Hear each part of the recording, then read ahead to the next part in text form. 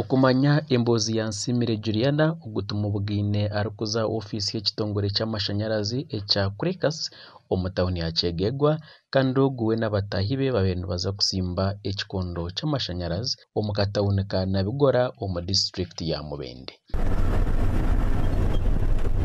Bwanyuma y'okuhika ah'eibaare nibaza kusimba ekikondo, Nsimire n'abataahi be batandikiireho gwabo.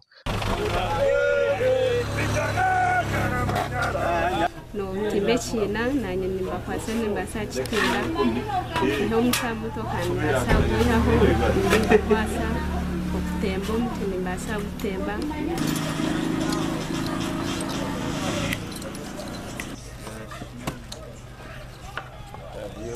Juliana Nsimire ow'emyaka 25 enzarwa ya Kitwe Rukoni Ruhama omu disitulikiti ya Ntungamo nagira ngu amashanyarazi akagashoma kandi aginemu obukugu bwa diporoma. Kushangura mwana w'omwishiki abantu abamwe bandi bakureba bakutiina obundi bareba mutoka abasa gukora ekintu ky'omushaija arikukora nk'okutemba nk'okutimba ebiina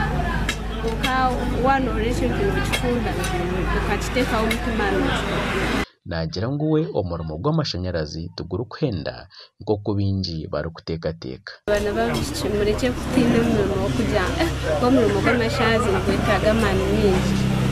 It's a matter of being working as a team and loving what you want to do.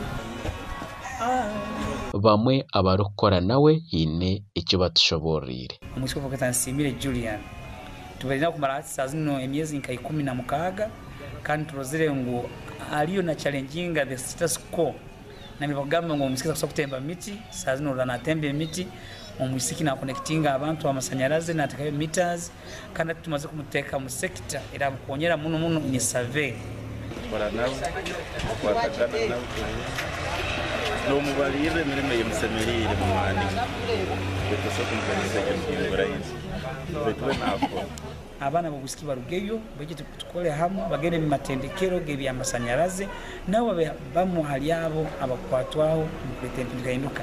Ekiro ky'abakazi nesima president okuvinga girl child ba noreka omwana w'omwishiki kina hiyabire n'amanywa kina hiyabiraza omwana w'omwishiki akaba omuka yababiriyo okuteeka akatatambula akatazomo eliyaze z'abashinja babari omwishiki kuba mukwatireho omukono kimwe kyona n'abasa kikora. Gashakwa Filipo Murangira.